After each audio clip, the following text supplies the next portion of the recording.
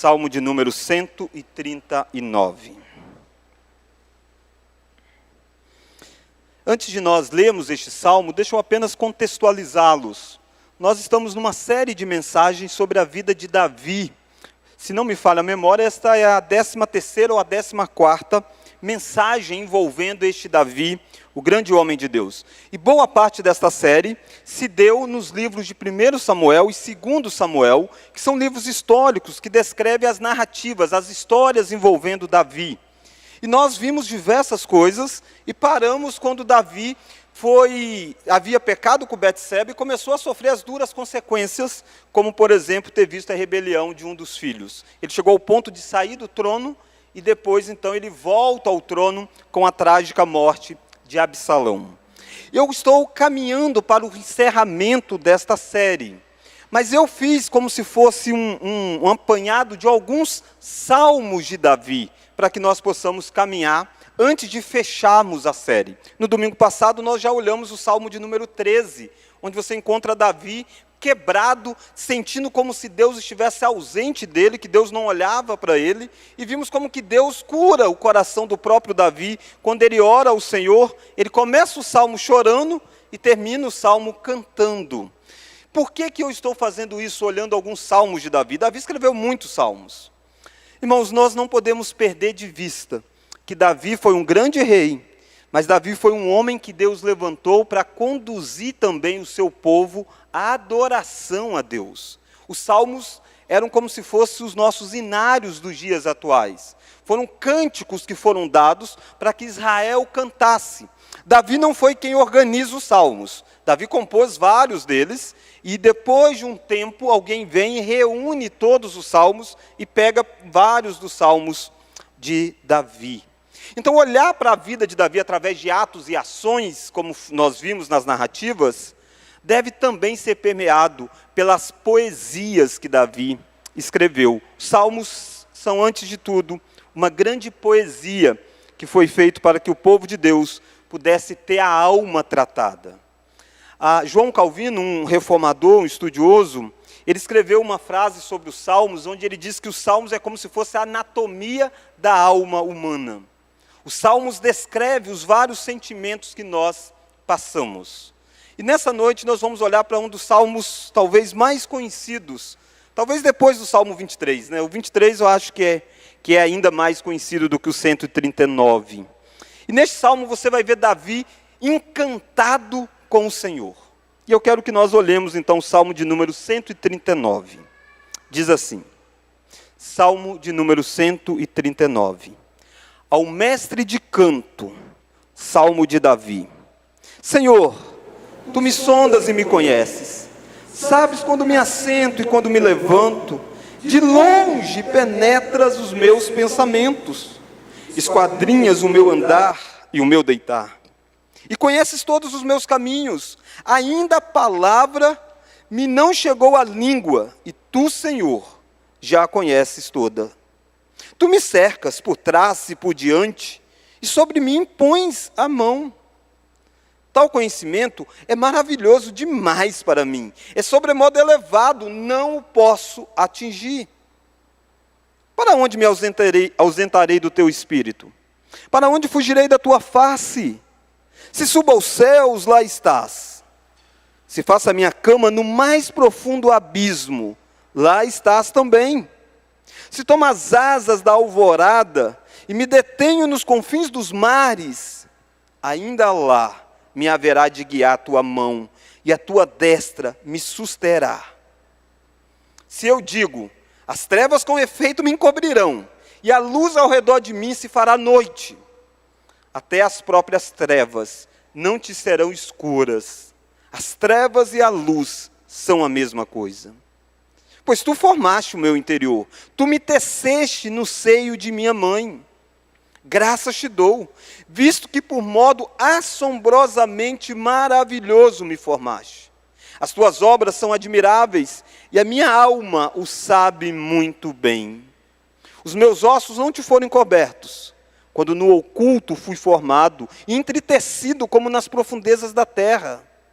Os Teus olhos me viram a substância ainda informe, E no teu livro foram escritos todos os meus dias, cada um deles escrito e determinado, quando nenhum deles havia ainda.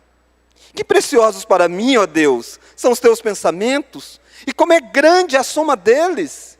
Se os contassem, excedem os grãos de areia.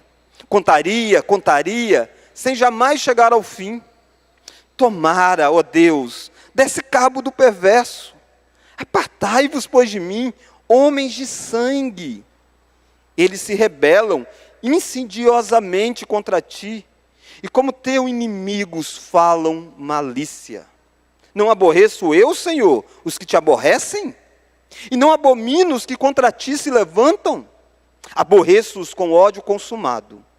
Para mim, são inimigos de fato. Sonda-me, ó Deus, e conhece o meu coração. Prova-me e conhece os meus pensamentos. Vê se há em mim algum caminho mau e guia-me pelo caminho eterno.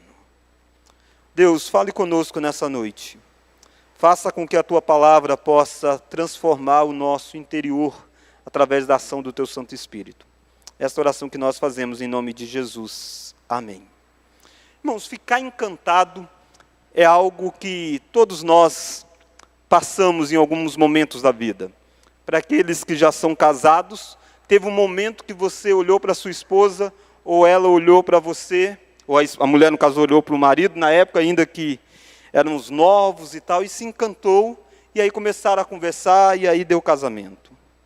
Encantar se dá quando você está, por exemplo, viajando em diversas paisagens, de repente você olha para uma que chama a atenção.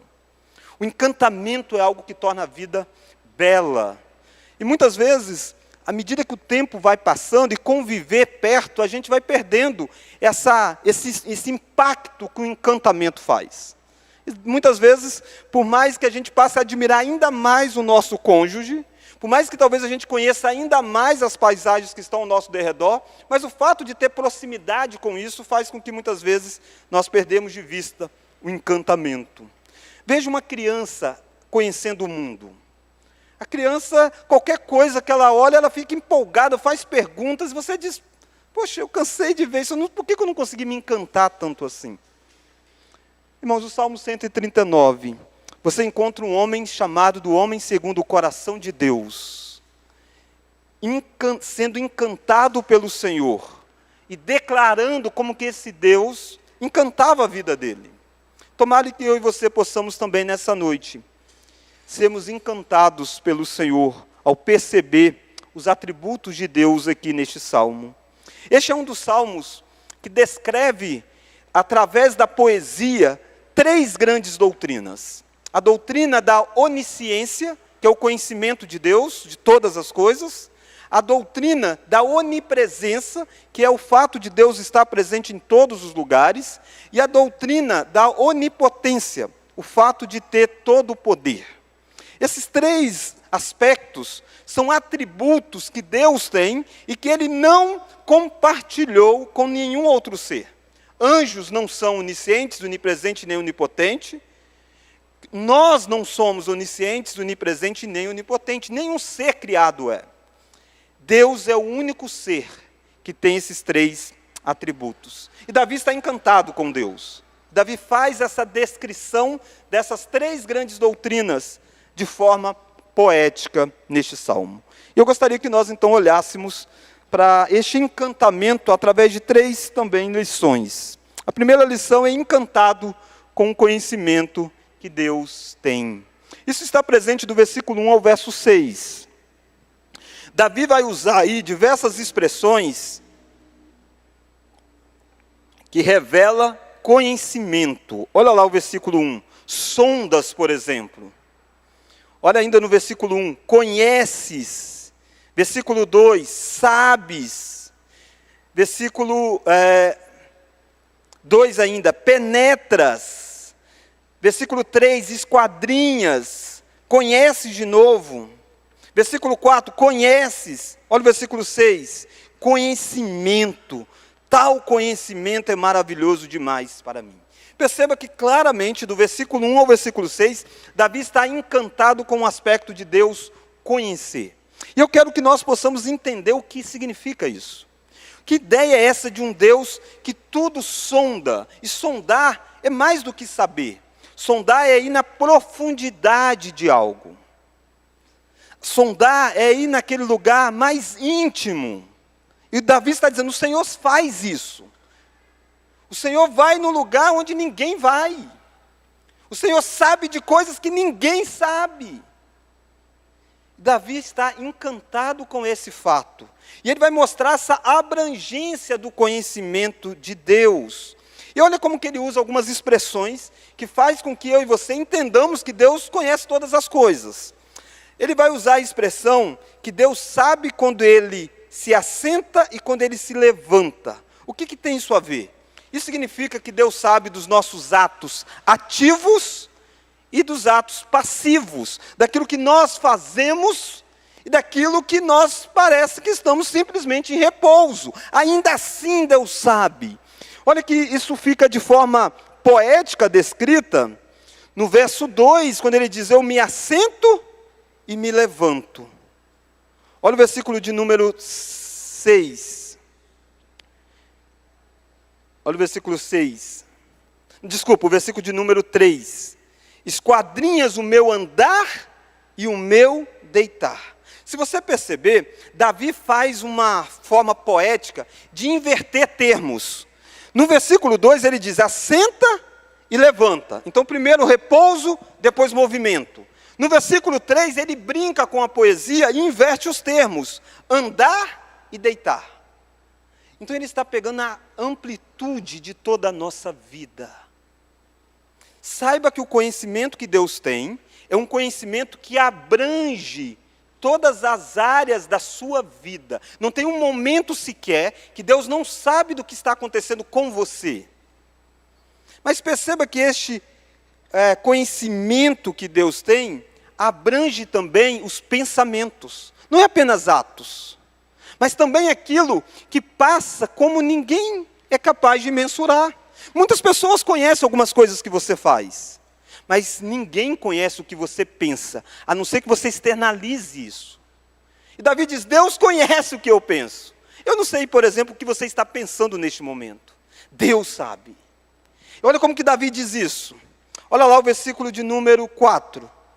Ainda a palavra me não chegou à língua, e tu, Senhor, já conhece todas. Às vezes a gente diz assim, falei sem pensar. Quando a gente fala algo rápido demais, sem considerar. Quando eu vi, falei. A gente está querendo mostrar para algo que acontece muito rápido.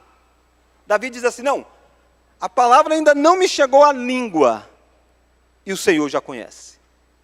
Você falou sem pensar, mas Deus sabia. E Davi está dizendo, eu estou encantado com isso. Davi é rei. Davi tem pessoas sábias na sua corte. Davi é um homem sábio. Davi é um homem que brinca com a poesia.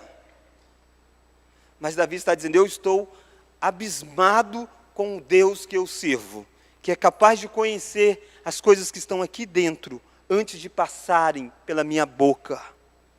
Olha que o versículo 5, versículo 6, melhor dizendo, olha o versículo 6, no versículo 5 mesmo, olha o verso 5. Tu me cercas por trás e por diante, e sobre mim pões a mão. O que isso tem a ver? Talvez você até diz, poxa, esse versículo melhor se ficasse depois do versículo 7, quando ele vai falar da presença de Deus. Não, Davi intencionalmente vincula conhecimento de Deus com cuidado de Deus para conosco. Conhecer não é apenas saber. A nossa cultura ocidental reduz muitas vezes o conhecimento ao aspecto cognitivo, a dar informação. Na cultura hebraica, conhecer abrange informação, mas conhecer tem a ver com se relacionar. Por isso que a Bíblia diz que a intimidade do Senhor é para aqueles que temem a Deus. Deus conhece aquele que o ama. É isso que Davi está dizendo aqui, que o Deus conhece de tal forma que a mão de Deus está conduzindo a nossa vida. O conhecimento que Deus tem de você e de todas as coisas não é para a sua destruição. O conhecimento que Deus tem sobre você é para que Ele possa cercar você de um lado, do outro, e colocar a mão sobre você e conduzir você, controlar você, porque Ele sabe todas as coisas. Pai e mãe têm a tendência de querer controlar os filhos, porque Ele diz, eu sei mais do que você. Então, quando os filhos estão pequenos, eles tomam as decisões pelos filhos, e tem que ser assim mesmo. Por mais que eu e você fazemos isso muitas vezes movidos por bons interesses, o nosso conhecimento do que de fato é melhor é muito limitado. Mas sendo limitado, a gente toma esse tipo de atitude. Imagine Deus, que conhece todas as coisas. Como que Ele, que conhece todas as coisas, vai deixar você vagar, caminhar, ir pelo caminho que você quer? Não, Ele é seu Pai, Ele põe a mão mesmo, porque Ele conhece o que vai dar se você continuar trilhando tal caminho. Davi está encantado com o conhecimento de Deus, um conhecimento abrangente. É um conhecimento que abrange o que ele faz e o que ele deixa de fazer. Abrange o tempo que ele está em movimento e o tempo que ele está em repouso. É um conhecimento que envolve cuidado. Deus põe a mão mesmo, porque Ele conhece. Ele cerca mesmo, porque Ele sabe o que é melhor. Aí Davi, diante disso, Davi desaba em adoração. Olha o versículo 6. Tal conhecimento, vamos ler? É maravilhoso demais para mim. É sobremodo elevado, não posso atingir. Percebe? Davi está encantado com isso. Tal conhecimento é maravilhoso demais para mim. E a minha pergunta é, você que tanto já ouviu falar, e até diz isso para a sua criança, para o seu filho, Deus sabe todas as coisas.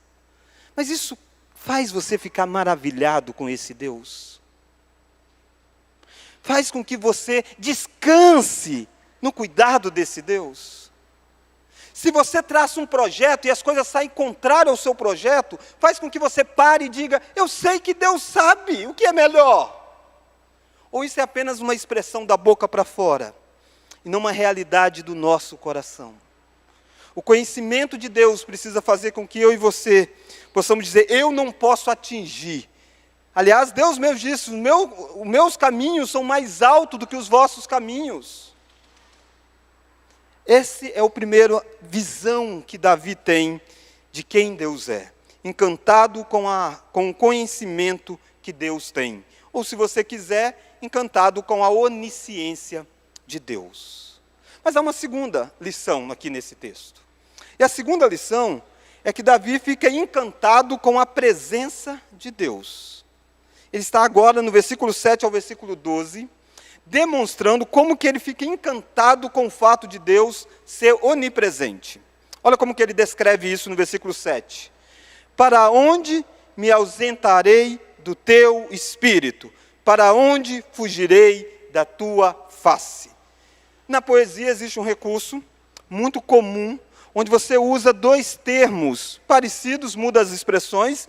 Na língua hebraica é chamado do paralelismo hebraico, onde você quer dizer a mesma verdade. Então não é duas coisas, não é que Davi está dizendo, eu vou fugir do Espírito de Deus e vou fugir da face de Deus, como se fosse coisa distinta. Ele está usando isso aqui como sinônimo, na ideia de que não tem como ir para algum lugar que Deus não esteja presente. E ele faz perguntas retóricas. Para onde eu me ausentarei? Para onde eu fugirei? E aí Davi vai responder isso. E aí ele vai começar dizendo que qualquer lugar que ele pensa em ir, Deus está lá. E de forma poética, lembra que isso aqui é uma poesia, ele vai dizer através do aspecto que abrange toda a criação. Olha lá o versículo de número 6. Se subo aos céus, lá estás. Se faço a minha cama no mais profundo abismo, lá estás também. Percebe que ele está pegando as extremidades. Ele está olhando para cima e diz, então eu fujo para cima, eu encontro Deus. Então eu fujo para baixo, eu encontro Deus. E aí diz, então, e se pensar nas laterais, leste e oeste? E aí ele vai usar a figura de subir, olha lá no versículo de número 9, de tomar as asas da alvorada, e me detenho nos confins dos mares. A ideia das asas da alvorada aponta para aquela ideia do amanhecer. E os confins da terra, os confins dos mares, melhor dizendo, na geografia hebraica, judaica, onde Davi está situado, apontava para o oeste. O que Davi está dizendo é o seguinte: se eu pensar que assim que o dia amanhecer, eu saio de um lugar e pulo para o outro, será que eu fujo de Deus? Ele diz, não, eu começo, Deus está aqui. Eu vou lá, Deus está lá. E uma coisa que às vezes a gente confunde da onipresença de Deus. Quando a gente diz que Deus está em todo lugar, às vezes a gente acha que Deus é muito grande, né? Então, por exemplo, você tem algo grande, e aí você está aqui, meu braço. E aí então eu estou com o braço numa parte considerável desse púlpito. Mas eu não estou com essa parte, agora mão no caso, dedo. Eu estou com o dedo aqui, eu não estou com ele aqui. Agora estou, né? Mexi com o dedo, foi. Não sei se está dando para entender. Olhem para cá, por favor. Então eu estou com o meu braço aqui, ó, meu braço. Embora eu esteja com o braço no púlpito, eu não estou com dessa parte do braço aqui. Eu estou só com essa parte aqui. Deus não é grande, que Ele está uma parte aqui, outra parte lá. Onipresença não é isso, e na mente muitas vezes parece isso. Deus está na totalidade aqui, na totalidade ali, na totalidade lá. Deus está aqui como Ele está no Japão, da mesma forma. Não é que está um pedaço dele aqui e um pedaço lá. Você disse, eu não consigo entender isso. Sim, Davi também não. Davi diz, eu estou encantado com isso. Isaías diz, com quem eu comparo Deus? Se você não consegue fugir de Deus, como que essa presença de Deus então vai acontecer? Olha o versículo 10. Ainda lá me haverá de guiar a tua mão e a tua destra me susterá. Percebe de novo? A presença de Deus é uma presença controladora. E controladora aqui eu não estou usando no sentido negativo, mas no sentido de quem controla para o bem.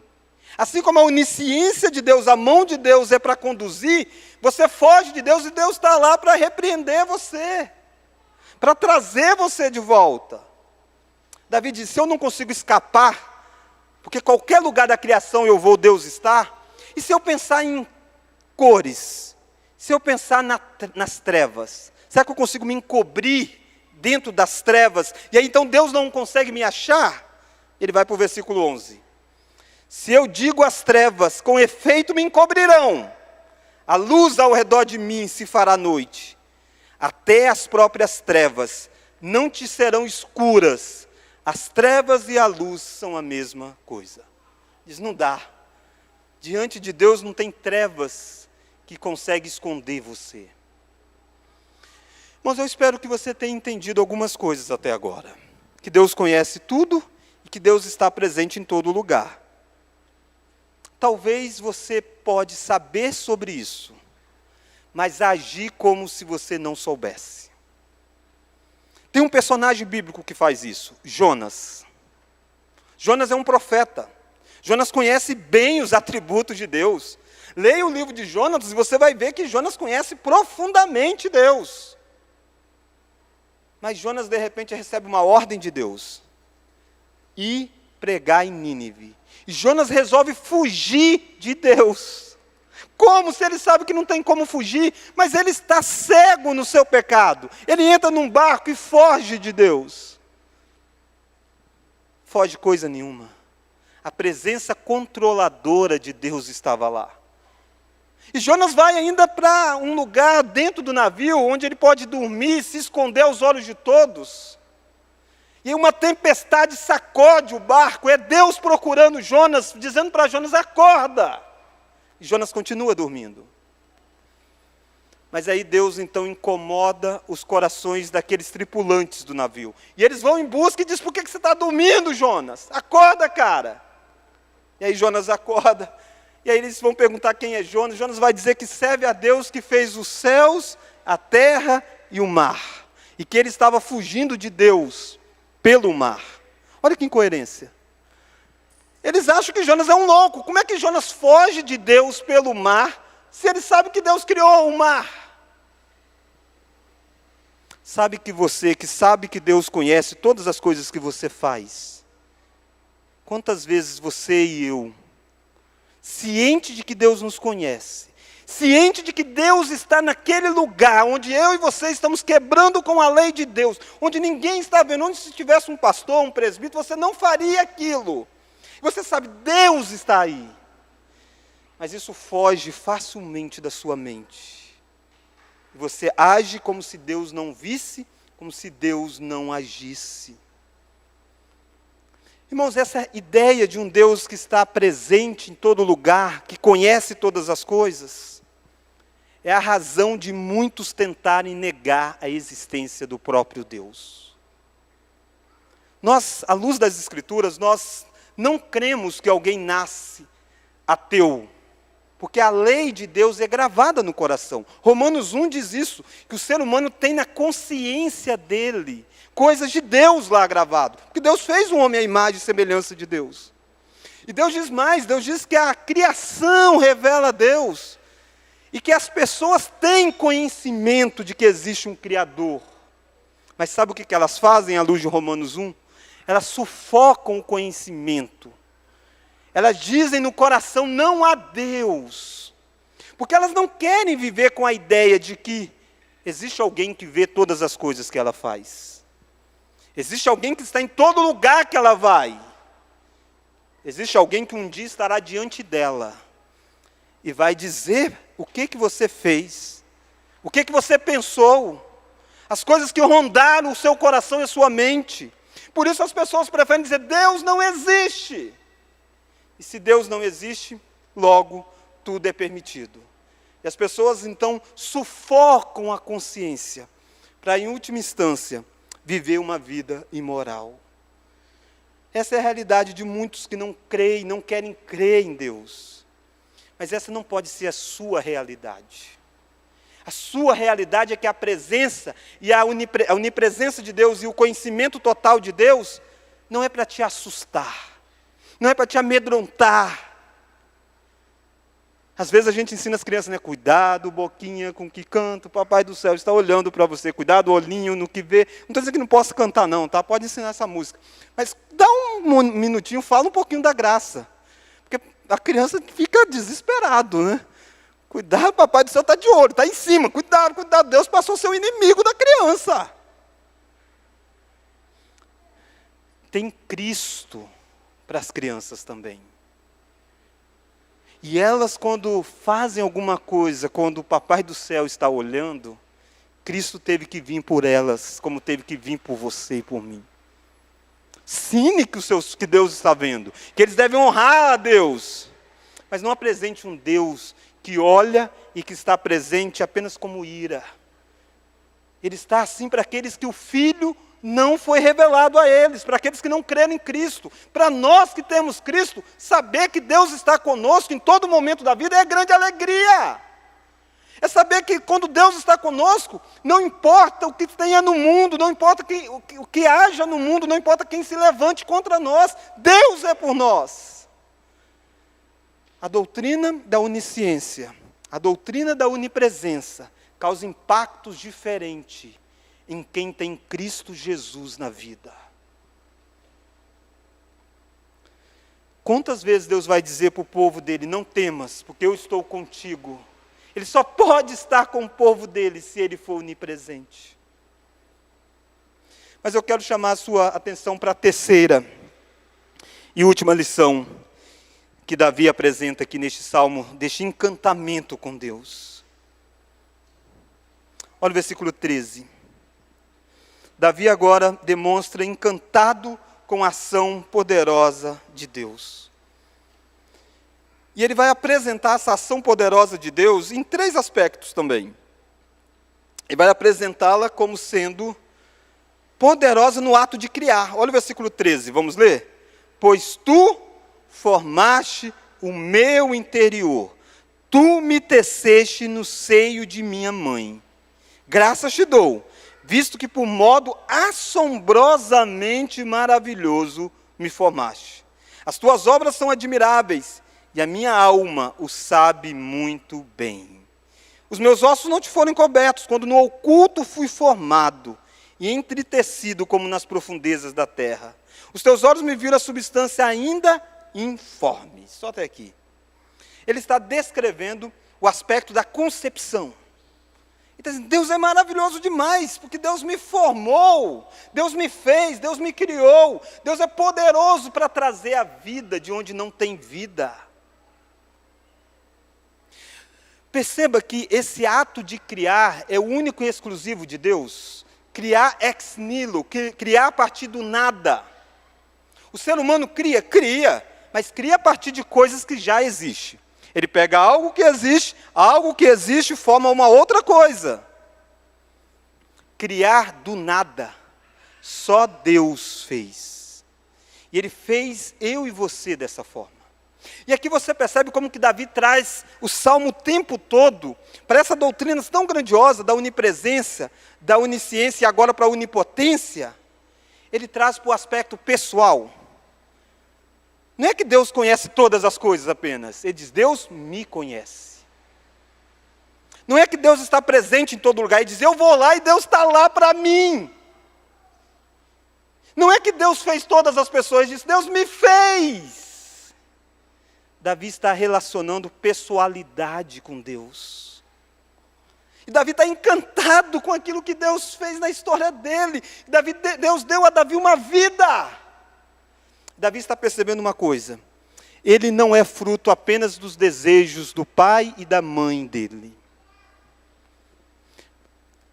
Davi veio à existência por causa do desejo que Deus teve de que Davi nascesse.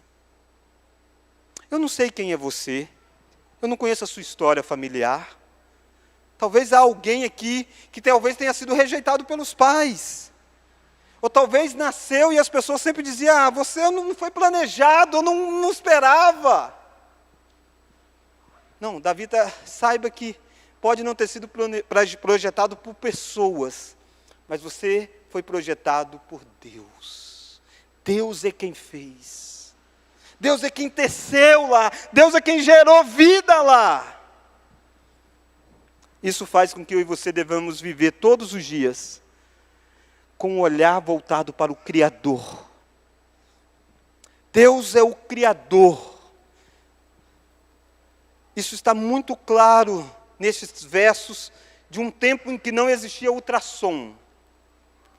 Eu e Monique estamos grávidos, mas a barriga é só da Monique, que tem bebê só lá.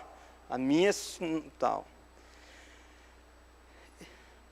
E a terça-feira nós vamos fazer aquela morfológica. É bom demais com a tecnologia. Você vê o bebê lá, eles medem os braços, mede tudo. Aí você diz, Deus é maravilhoso. Davi não tinha acesso a essa tecnologia. Davi nunca tinha visto um embrião sendo desenvolvido, um feto sendo desenvolvido. Mas ele olha e diz, Deus me viu lá. Deus me formou lá. Não foi encoberto aos olhos de Deus. Deus trabalhou na minha vida desde a concepção. Por isso que para nós, os cristãos, o aborto é algo muito grave. O aborto é um pecado. É a quebra do mandamento de não matar. É uma vida que está lá. Não é um prolongamento da vida da mulher. Davi está remetendo o cuidado de Deus ainda no ventre materno. Pensa você, quantos bebês não vêm a nascer por algum motivo, filhos até de crentes, por algum motivo, no meio da gestação, ele morre, falece, não vem a vir à luz. Mas aqueles poucos meses gerado lá, foi obra de Deus. Deus teve um projeto, e se é filho da aliança, vai morar com Deus para sempre.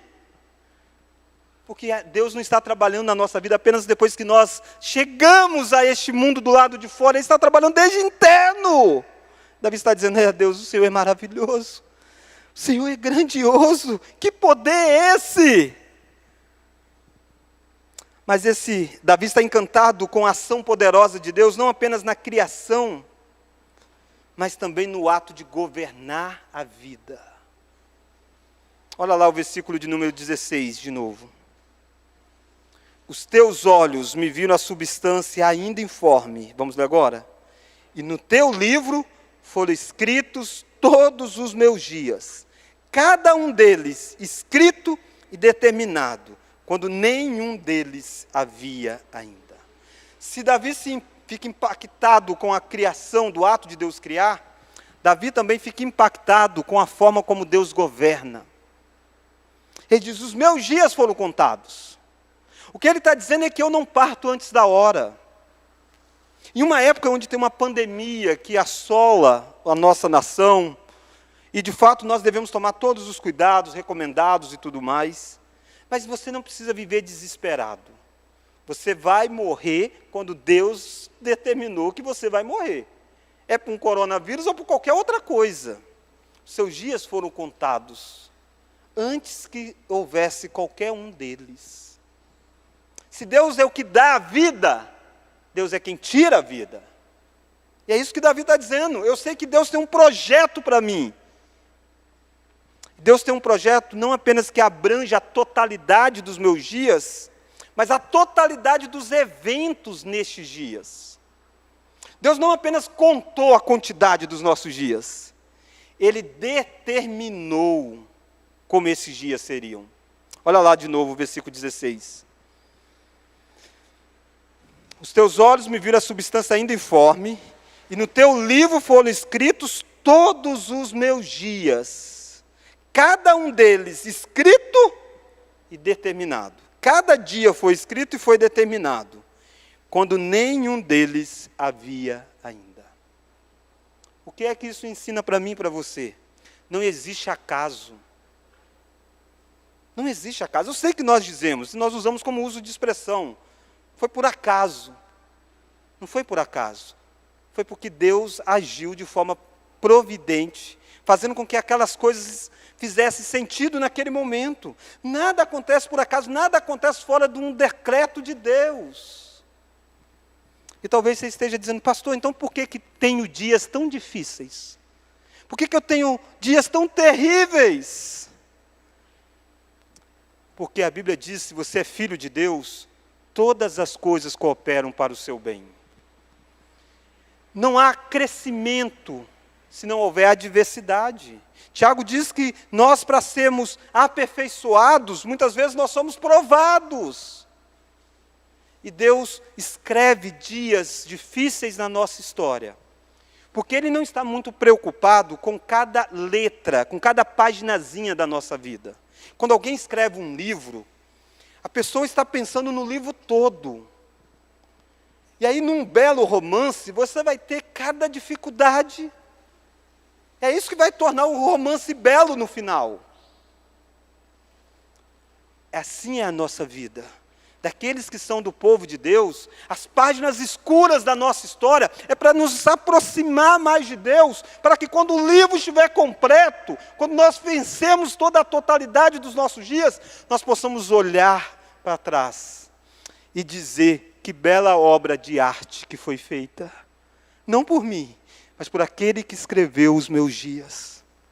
Pensa em Davi. Davi um dia, o pai dele disse para ele, vai lá no campo de batalha, leva comida para os seus irmãos. Parece um dia comum. Davi vai, e naquele dia Davi depara com Golias. Naquele dia Davi luta com Golias, naquele dia Davi derruba Golias, naquele dia Davi deixa de ser um anônimo para se tornar alguém reconhecido pelo povo. Você diz, poxa, que coincidência, né? Davi ter ido naquele horário. Davi está dizendo, não, todos os meus dias foram escritos e determinados, quando nenhum deles havia ainda.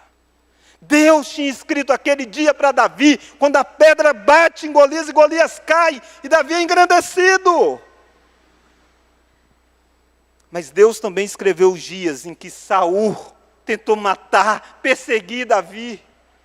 Davi vai para uma caverna, como a caverna de Adulão, que nós pregamos sobre isso. Davi agora no Salmo está dizendo, Deus decretou aqueles dias na minha vida. Davi está encantado com o conhecimento de Deus. Davi está encantado com a onipresença de Deus. Davi está encantado com o poder de Deus, em criar e em governar. A minha pergunta, você se encanta com aquilo que Deus tem feito na sua vida? Olhe para trás. Se fosse dado a você, quando você tinha aí 5, 6, 7 anos, para você escrever o projeto da sua vida, não seria o que é hoje. Por mais que teve caminhos tortuosos, Deus conduziu a sua vida. E sabe qual foi o dia mais importante desses escritos que Deus fez para você? O dia em que você iria ouvir o Evangelho. E o Evangelho ia tocar em você. Você ia entender a obra de Cristo. Foi Deus que disse que um dia isso aconteceria na sua vida. E mudaria o seu destino eterno. E você que talvez outrora era um viciado, você que talvez outrora vivia uma vida devasta, de repente algo encontrou no seu coração e virou a chave. Davi está dizendo, foi Deus quem decretou tais dias para mim. Esse é o dia mais precioso para todos nós. Talvez essa seja uma noite que você está sendo despertado para isso. Talvez Deus escreveu essa noite para você se reencontrar com Deus. Como Davi vai reagir a esses poderes extraordinários de Deus? Olha o versículo 14. Graças te dou. Graças te dou. Gratidão. Gratidão por aquilo que Deus escreveu para nós. Mas olha mais. Davi vai manifestar espanto no bom sentido, de que Deus é incontável as coisas de Deus. Olha lá no versículo de número 17. Que preciosos para mim, ó Deus, são os teus pensamentos, e como é grande a soma deles, se os contasse, excedem os grãos de areia. Contaria, sem jamais chegar ao fim. Pensa no grão de areia, tenta contar. Davi diz, se eu fosse contar o que Deus faz, passa disso. Davi está encantado com Deus. Mas Davi está encantado com a ação poderosa de Deus em criar, com a ação poderosa de Deus em governar. Governar as nossas vidas nos dias bons, nos dias maus, em apresentar para nós a história da redenção. Olha lá o versículo 16 ainda. Os teus olhos me viram a substância ainda informe. Vamos ler agora? E no teu livro foram escritos todos os meus dias. Só um detalhe. Eu usei a ilustração de livros para a sua vida. Mas agora eu quero mostrar para você algo a mais do que isso. Sabe que, em última instância, o mundo não diz sobre a sua vida. O mundo é, na verdade, um realizar do livro de Deus. E o seu, que é um livro, na verdade, se torna apenas uma página neste livro de Deus. O que Davi está dizendo é o seguinte, Deus, o que o Senhor escreveu sobre mim, consta no teu livro. Dr. Heber Júnior, um escritor, pastor, pregador, ele diz assim como uma página de um romance clássico, arrancada do livro, perde o seu valor para as narrativas, nossa vida não tem brilho, a não ser que sejamos inseridos na história da redenção. A pergunta que deve ser feita quando lemos a palavra e queremos que ela nos seja aplicada, não é como Deus se encaixa na minha vida, e sim como eu me encaixo na história dele. Antes de enfatizar como Deus entrou na minha vida, devemos destacar como nós entramos no reino de Deus. A nossa geração é uma geração que pensa sempre em si. E querem ter uma vida significativa para ele, é egoísmo o tempo todo. Ele é o centro de todas as coisas. E aí você vê briga, racha dentro de lá. Não. O que deve ser glorificado é Deus. E a sua vida é um elemento dentro dessa história maior. Davi está sendo um dos instrumentos para abençoar o povo de Deus de todos os tempos, através de um salmo como esse. Percebe como é que as páginas da vida de Davi, dentro do livro de Deus, tomam um significado maior? E aprenda a viver nessa perspectiva. Entenda que a sua vida só faz sentido se você estiver conectado com a história que Deus está fazendo com o povo dele. Deus salvou você, salvou, mas Deus salvou você no povo dele. E a história final é a história de Deus trazendo e habitando com o povo dele. E a sua vida faz sentido dentro desta história. Dentro da história do sangue do Cordeiro que foi derramado pelo povo de Deus. Mas eu quero terminar olhando com você, dentro dessa terceira lição ainda, o encantado com a poderosa ação de Deus. Nós vimos a criação, o governar e agora o ato de julgar. Olha lá o versículo 10. Versículo 19, melhor dizendo. Davi parece que muda a tônica, né? E muda mesmo. Se parasse no verso 18, todo mundo ia dizer, uau! Mas no verso 19, ele se encanta com o ato de Deus julgar. Olha o versículo 19. Tomara, ó Deus, desse cabo do perverso. Apartai-vos, pois, de mim, homens de sangue. Eles se rebelam insidiosamente contra ti. E como teus inimigos falam malícia. Não aborreço eu, Senhor, os que te aborrecem, e não abomino os que contra ti se levantam. Aborreço-os com ódio consumado. Para mim, são inimigos de fato. Esse salmo termina com Davi se encantando com as reações que deve ser dada a Deus. Ele diz, Deus, existe apenas uma divisão na humanidade. As pessoas dividem a humanidade em cor, em raça, dividem a humanidade em dinheiro, classe social. Nada disso importa. Nenhuma divisão dessa é bíblica. Mas existe uma divisão da humanidade. Daqueles que amam a Deus, daqueles que odeiam a Deus. Era assim nos dias de Davi, foi assim nos dias de Cristo e é assim hoje. E a grande questão é com quem nós vamos nos identificar. Davi tomou a sua escolha. Davi diz, Deus, eu estou do seu lado. E aqueles que odeiam o Senhor, eu odeio eles. Você diz, poxa, mas Jesus falou que não deve odiar, que ódio é esse? Você precisa entender o contexto. E o contexto aqui é o contexto das alianças. Quando alguém firmava uma aliança com um outro povo, um outro governante, e os povos faziam alianças, você, ao fazer parte de uma aliança, você estava se comprometendo em ser amigos do amigo daquele que você fez aliança, e você ser inimigo daqueles com quem você fez aliança. Se os inimigos dele, então são seus inimigos.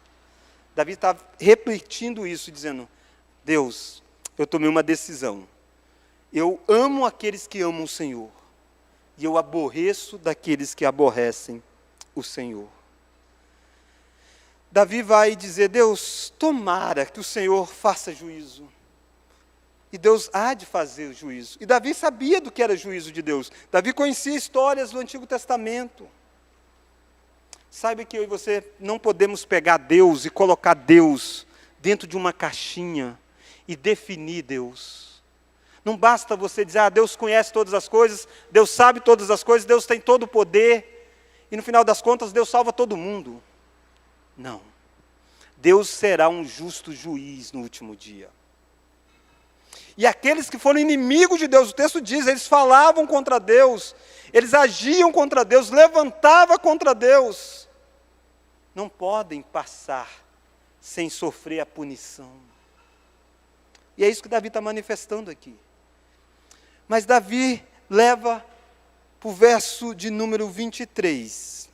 E ao falar sobre esse desejo de juízo de Deus, Davi para e diz, Deus, mas faça uma coisa.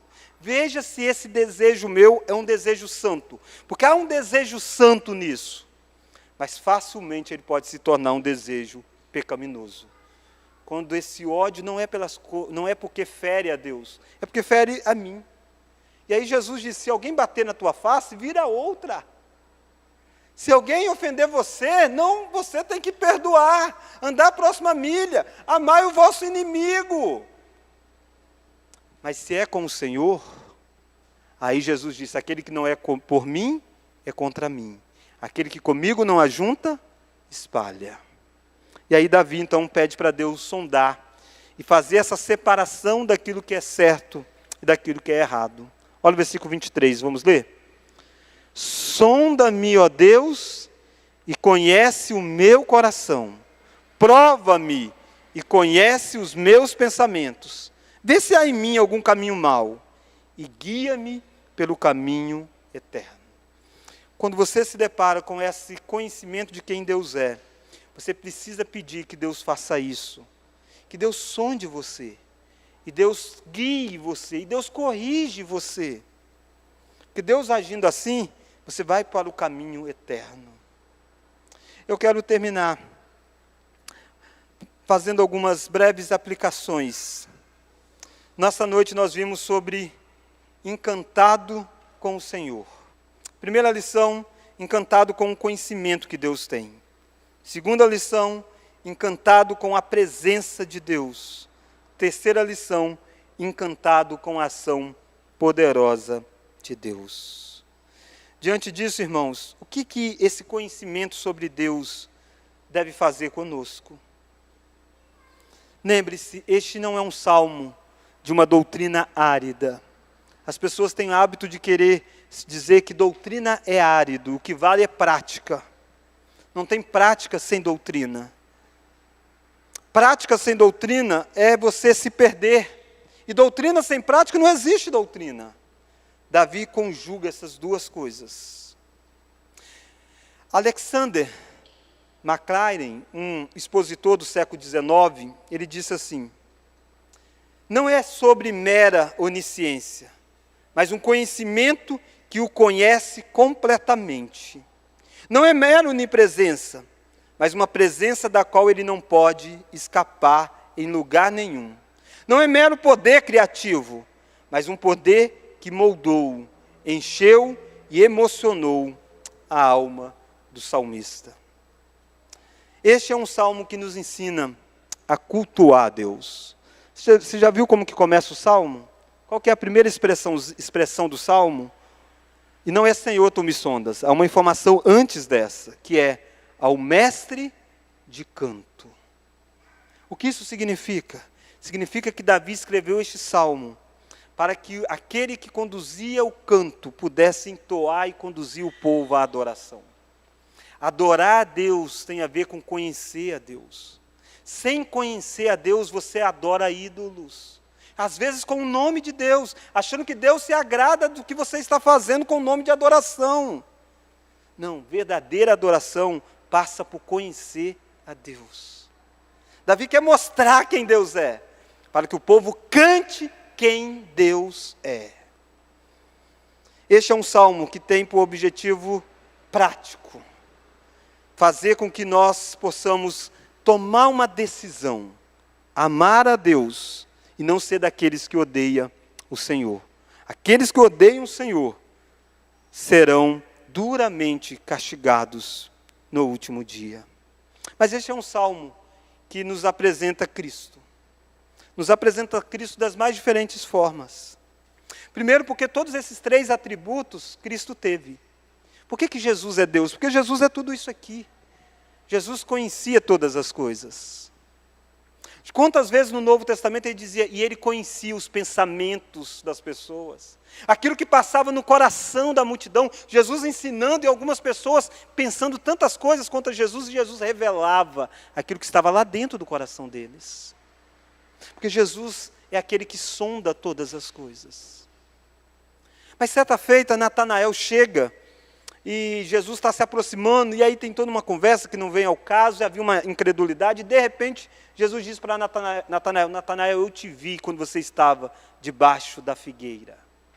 Aí Natanael fica admirado, dizendo, como que o Senhor me viu quando eu estava debaixo da figueira? Ninguém viu. A figueira é um lugar que o judeu ia para orar. Ninguém estava lá. Natanael falou alguma coisa que só Deus sabia. Jesus disse, eu estava lá. Como que ele estava lá? Porque Jesus era onipresente. E aliás, não foi Jesus quem disse, onde estiverem 2 ou 3 reunidos, eu estou no meio deles. O seu Salvador está aqui, como está em tantas outras igrejas que estão adorando a Deus neste momento. Porque Jesus é onipresente, como Deus é onipresente. Mas Jesus também é aquele que tem todo o poder. Ele é chamado da palavra de Deus. João diz, no princípio era o verbo estava com Deus. Todas as coisas foram feitas por intermédio dele. O ato de criar passa pela pessoa de Jesus Cristo. Colossenses diz que ele é o primogênito de toda a criação. Nele que tudo subsiste. Esse salmo fala que Jesus é para nós onipresente, onisciente e onipotente. Esse salmo fala para nós que as pessoas vão ter duas reações diante de Cristo, amá-lo ou odiá-lo. Esse salmo também nos mostra que a única solução para que eu e você possamos viver em paz com um Deus que vê todas as coisas, que conhece todas as coisas, e que pode todas as coisas, e que pune aqueles que quebram a lei dele, é através do próprio Deus, que é Jesus Cristo. Se não fosse Cristo estar no nosso lugar, na cruz do Calvário, eu e você seríamos duramente condenados. Apocalipse descreve para nós o dia da volta de Cristo como um dia em que Deus abre livros e passa a dizer tudo o que foi feito. As obras que nós fizemos, que nos distanciaram de Deus. E quando parece que está tudo condenado, há um outro livro, o livro da vida. E o texto diz que aquele que não foi escrito no livro da vida, esse é lançado no lago de fogo. Você não precisa temer o julgamento do dia final. Às vezes as pessoas dizem, nossa, no último dia Deus vai revelar a podridão toda da minha vida. Se você tem Cristo, a podridão sua foi revelada lá naquela cruz. Lá foi revelada a sua podridão. Era lá que você deveria estar. Mas se você não tem Cristo, o dia da volta de Jesus é o dia que vai vir à tona todas as coisas. Mas para aqueles que estão em Cristo, a onipresença, a onisciência e a onipotência é motivo de alegria. Tomara que você saia aqui dessa noite alegre e encantado por ter um Deus que conhece você, que está onde você está, que você nunca foge dele, você não consegue escapar dele, e que ele faz todas as coisas, criando, governando e julgando todas as coisas. Vamos orar? Deus, tu que sondas e conheces todas as coisas, o Senhor já sabe o que nós precisamos antes que nós peçamos a Ti. Mas o Senhor nos deu este canal da oração para que nós sejamos mudados à medida que nós oramos a Ti. Obrigado, ó Deus, porque o Senhor nos encanta. O Senhor é aquele, conforme Isaías diz, que não tem como comparar. Obrigado, ó Deus, porque o Teu conhecimento é impossível de ser medido. Mas nós podemos sentir o que este conhecimento faz na nossa vida.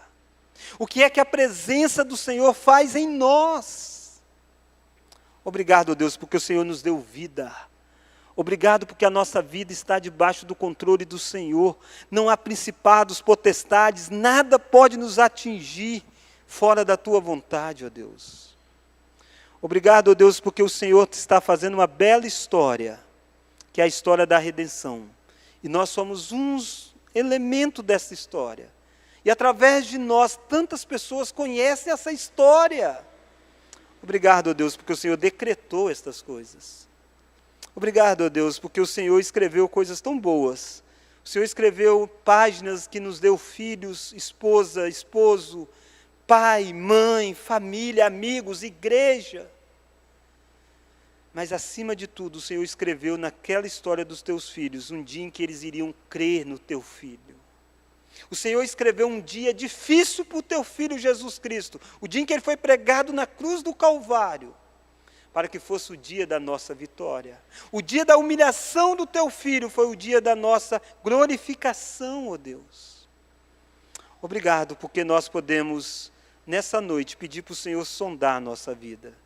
E como um pai que conhece o que é melhor, que o Senhor nos guie, nos conduza para o caminho correto. Essa oração que nós fazemos, no nome de Jesus Cristo. Amém.